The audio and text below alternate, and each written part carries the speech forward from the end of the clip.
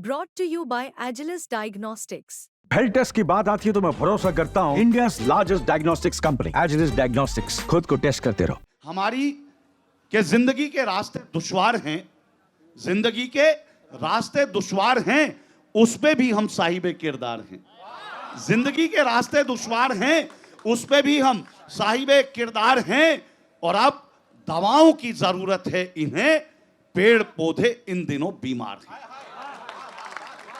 अब दवाओं की जरूरत है इन्हें, पेड़ पौधे इन दिनों बीमार हैं। और हमको जुमलों की तरह से मत पढ़ो, हमको जुमलों की तरह से मत पढ़ो।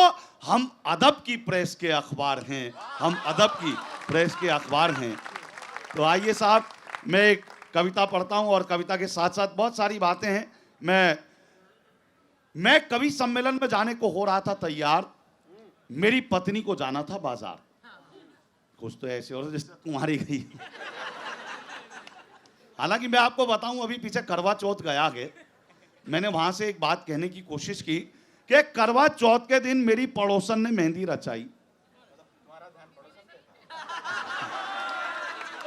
ये ऑब्जर्वेशन पे था। करवा चौथ के दिन मेरी पड़ोसन ने अपने हाथों पर मेहंदी रचाई और दोनों हाथों पर A to Z लिखवा लाई। मैंने पूछा, भौजाई ये A to Z वाली बात नहीं समझ आई, ये A to Z वाली बात नहीं समझ आई। बोली, हमारी जिंदगी में भी कम अपवाद नहीं है, A to Z इसलिए कि अब सबके नाम याद नहीं।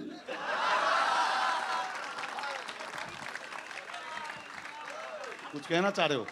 नहीं, मैं तो ये कह रहा हूँ जमाना बदल गया। अब तो छलनी के आर पर दोनों तरफ मुंह छुआड़े होने लगे। बहुत अच्छे, बहुत अच्छे, बहुत अच्छे। जमाना तो बहुत बदल गया है, इसमें कोई दो राय नहीं। अरुण भाई हाजिर जवाब आदमी, हरियाणा का आदमी, 4 दिन पहले फोन करके मुझसे कहने लगे, दीपक भाई मेरी बकरी ने अंडा दिया है। अच्छा, हरियाणा का मानस से कुछ भी कर सकता है। अच्छा, मुझे लगा, मैंने कहा अंडा तो मुर्गी देती है, फिर भी मैंने डरते डरते पूछ लिया। मैंने कहा, अरुण भाई जहां तक मुझे पता है मुर्गी देती है अंडा, तो बकरी नहीं देती। बोले, हाँ यार, मैंने अपनी मुर्गी का नाम बकरी रखा हुआ। बड़ी सारी बातें होती पर आइए मैं वहीं से शुरू करता हूं कि मैं कवि सम्मेलन में जाने को हो रहा था तैयार, मेरी पत्नी को जाना था बाजार। सकुचाती शर्माती मुझसे बोली, मुझे छोड़ दोगे क्या?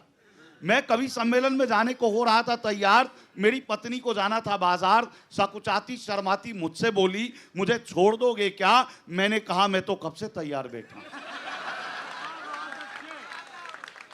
मैंने कहा, मैं तो कब से तैयार बैठा हूं, पर 7 फेरे लेने के बाद लाचार बैठा हूं। अब इसमें ना तेरी कोई खता ना मेरी कोई खता, पर तुझे इस बात का नहीं पता कि शादी वाले दिन जब घोड़ी पर होकर सवार मैं पहुंचा मंडप के द्वार, तो तेरे पिता ने मेरे हाथ में 5 लाख रुपए देते हुए कहा, बरखुरदार ये मेरी इज्जत तुम्हारे हाथ में है, कहीं जानी नहीं चाहिए बेटा, पैसे हर महीने आते रहेंगे, लड़की मायके नहीं आनी चाहिए।